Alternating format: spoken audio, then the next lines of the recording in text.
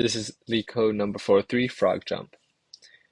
We have a function that takes in a stones array, and the array is going to be a list of numbers.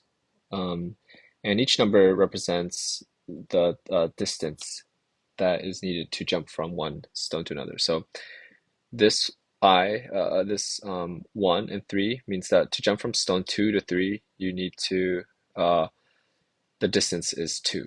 So what we need for this problem is to create a 2D array of size of n by n.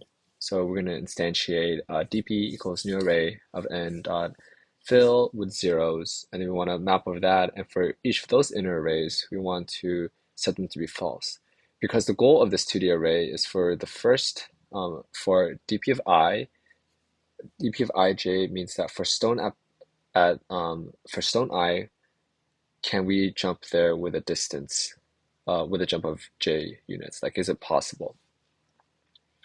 So first thing we want to set is dp of 0, 0 equals true, because the frog is already on stone 0.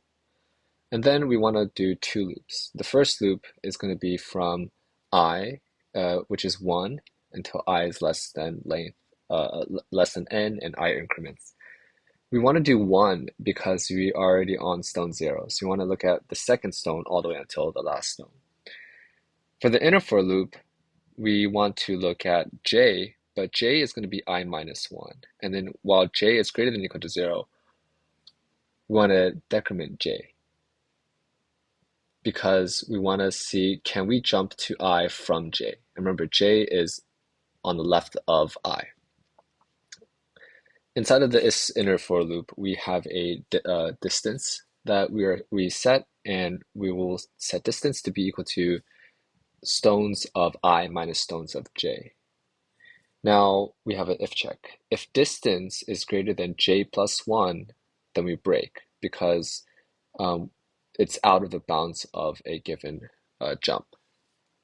Otherwise, we want to determine for dp of I of distance that we've just calculated, is it possible to arrive at that one? So we want to determine that by doing an OR between dp of j, distance minus 1, dp of, or dp of j distance, or dp of j distance plus 1. So to explain this, it's basically saying, can we arrive at dp of I from dp of j if we did distance minus 1 distance, or distance plus 1? Because in the problem, the jump has to be either k minus 1, k, or k plus 1 units. So that's why we have these three different OR cases. And if either of these are true, then that means, yes, it is possible for us to arrive at dp of I of distance. Now after that, we have a success case check. If I is n equals to n minus 1, this means that we have arrived at the very last stone, and dp of I distance is true, then that means we want to return true.